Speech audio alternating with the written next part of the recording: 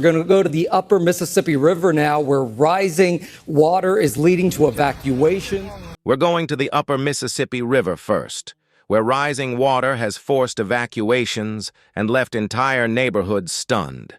One store owner stood there in disbelief, saying their shop was completely underwater, invisible beneath the surface.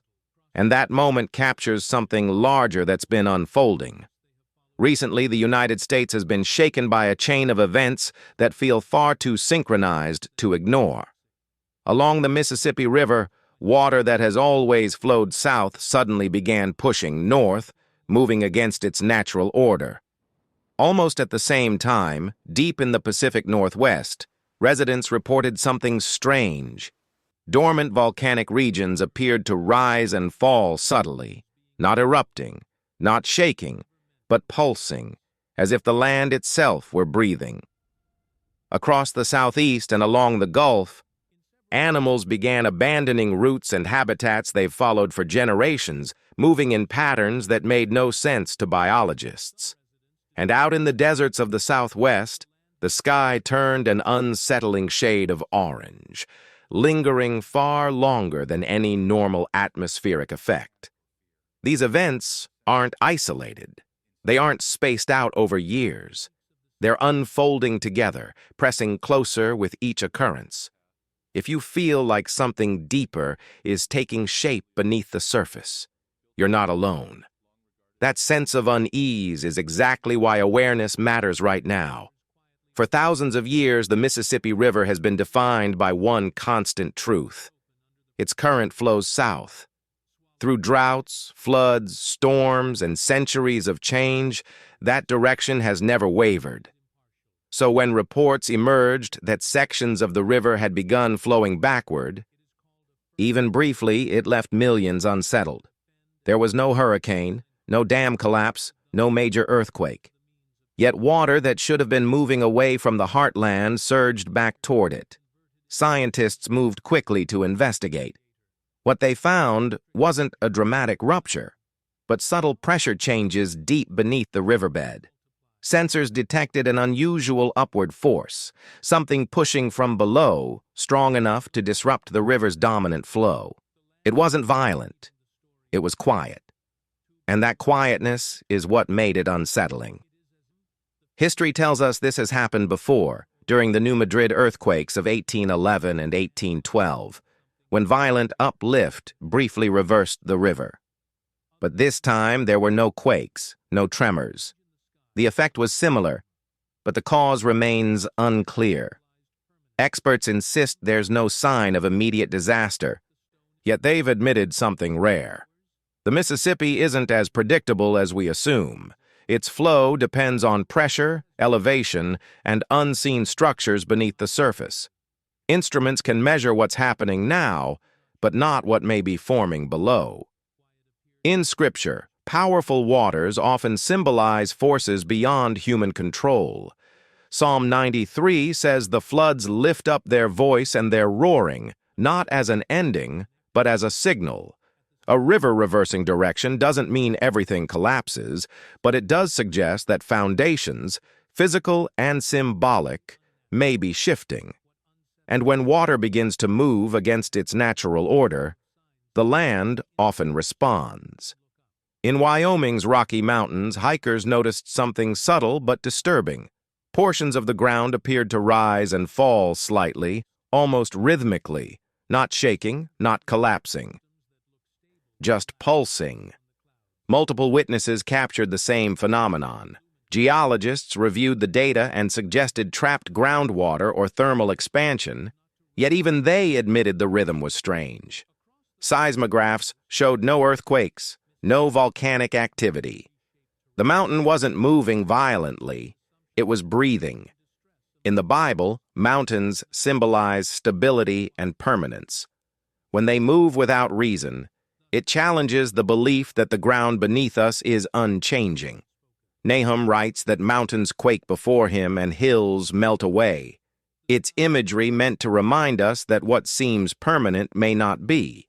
As the ground settled, attention shifted to something even harder to explain.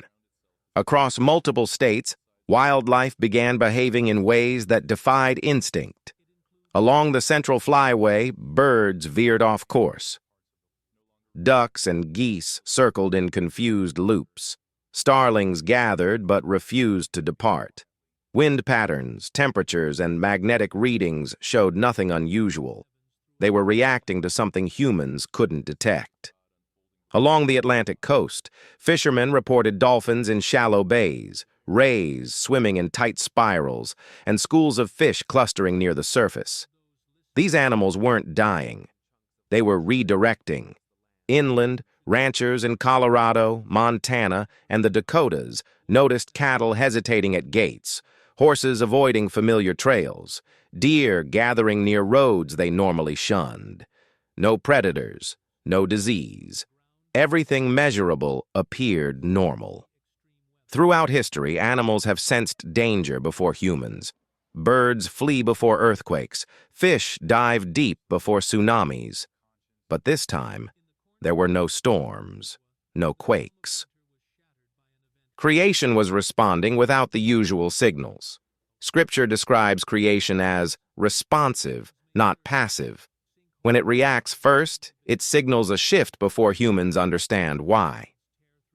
As wildlife shifted, the sky joined the pattern. Along the East Coast, from Virginia to Maine, residents reported a wide band of orange light stretching across the sky long after sunset. Too broad for haze, too bright for city glow. Meteorologists found no dust, no volcanic particles, no temperature inversion. The sky seemed to glow on its own, pulsing gently, brightening and fading. Moments later, people reported a low, steady hum. Not thunder, not aircraft. A deep tone that vibrated through buildings, lasting minutes before vanishing. Acoustic experts couldn't trace it to any known source. It wasn't industrial, military, or seismic. It came from the sky, yet behaved like nothing the sky should produce.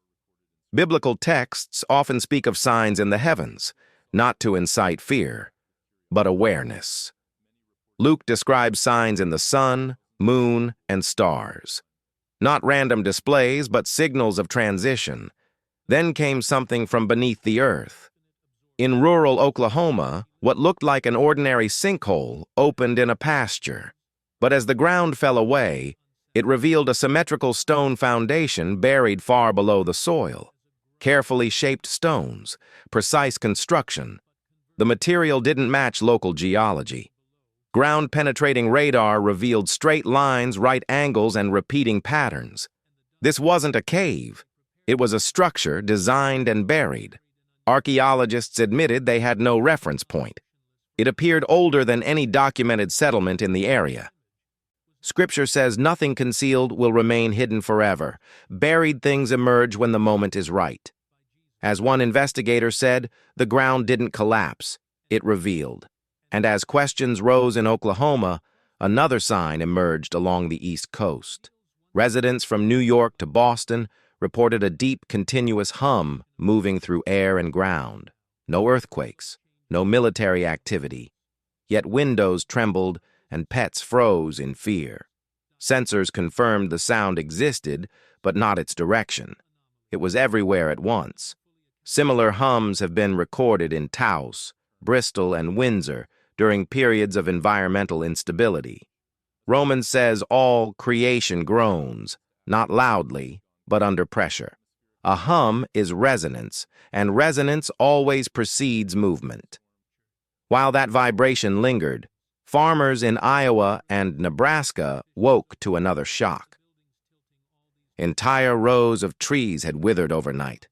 No drought, no disease. Leaves turned brittle.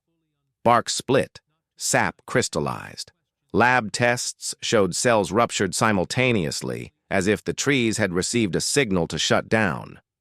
Trees that had stood for decades lost vitality in a single night.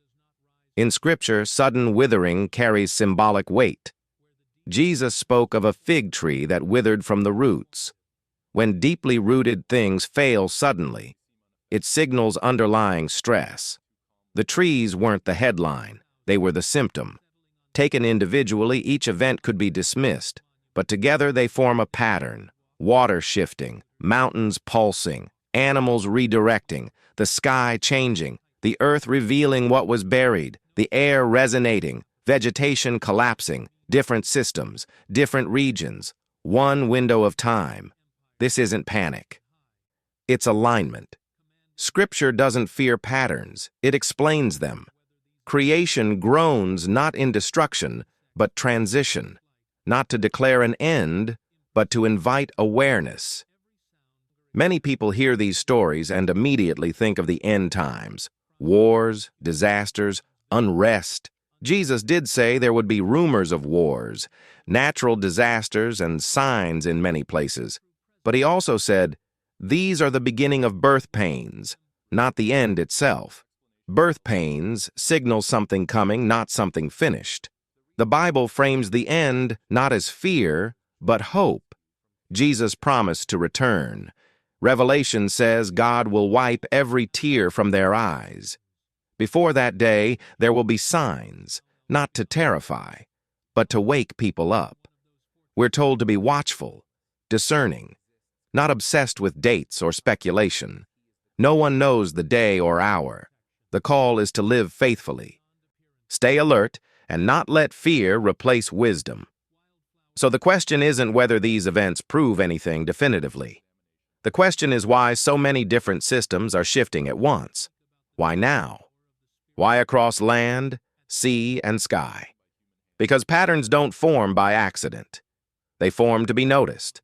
And once noticed, they can't be unseen. Something is building. Something creation senses before we do.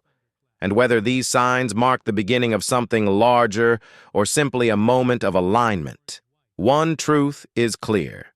The surface is no longer telling the full story, and what's moving beneath it is asking to be recognized. Those who later measured its apparent